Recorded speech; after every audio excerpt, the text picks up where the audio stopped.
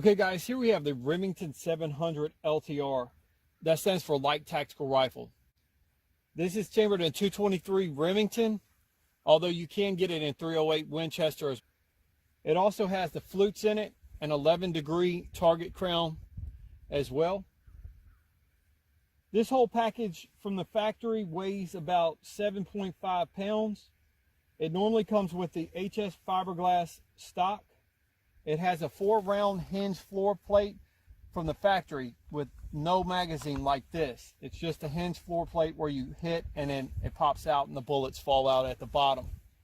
So the total length of the factory rifle is about 41 inches, and it has a length of pull from the trigger back to the butt pad of about 13.5 inches.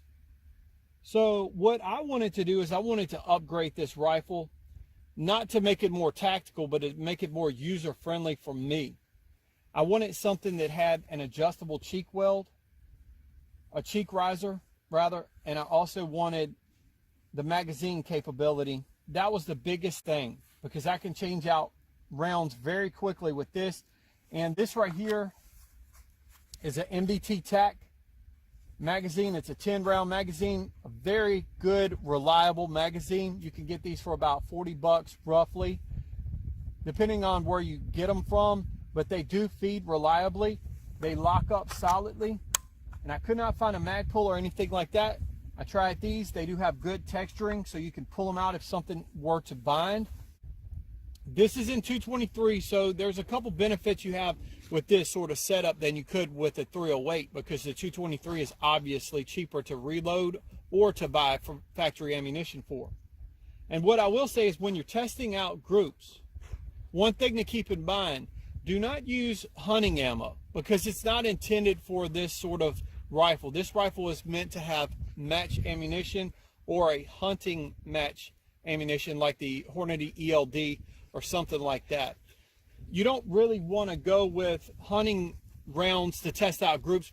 So really you want to go with a target grade ammunition, some sort of match grade ammunition, and you'll get good groups out of this. And you don't have to spend a lot.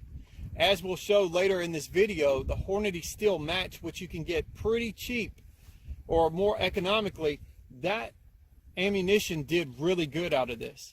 And I'll tell you as well, the 68 grain Hornady boat tail hollow points all the way up to the 75 grain Hornady boat tail hollow points did very well out of this rifle.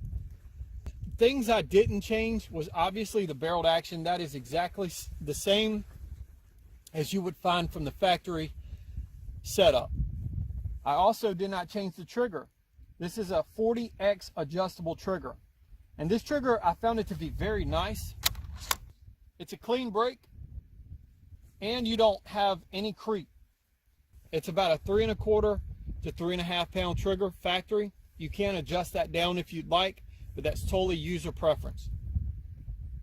Now moving on, as far as the things I like about this rifle is that it does have a 1-in-9 twist, which a lot of people would say, oh, that's too slow of a twist rate to fire, you know, the larger or the you know, the 69 or 75 grain bullets, or even up to 80s. Well, I'll tell you this setup likes those bullets a lot. So if you go back to 55s, we didn't get great accuracy out of this rifle with that. But as we moved up to the 60, I would say about 68, that's what we tested. The 68 to 75, they do just awesome. And for what I'm going to use this for, it's going to be more of a long range setup. So that's why I added the 20 MOA base here, which is Night Force, Seekins rings, the Bushnell Forge rifle scope. This has the deploy mill reticle, which I like better than the optic I had on it before. Kind of moving forward with this, I do like that this has a very vertical grip. It also has a place where you can float your thumb, because a lot of people want to shoot that way.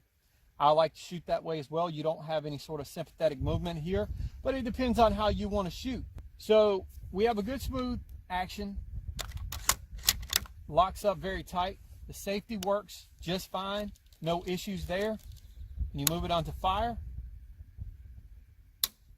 Works great. We have the adjustable cheek riser, which lines you up perfect for your optic.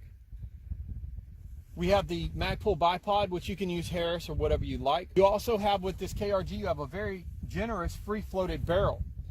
So you can put an aftermarket barrel on here if you'd like, and you can get a very good barrel on this setup that's a very large barrel as well. So let's check how this thing shoots.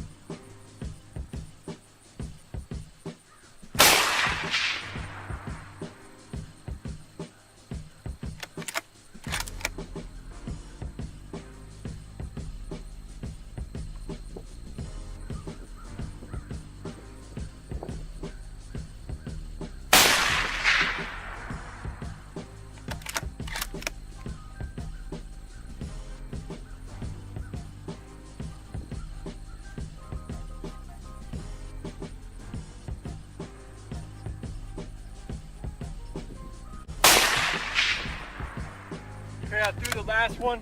Let's go check it out. Okay, there's your group right here. It's a 4-round group here, the last one there. So these are 1 inch.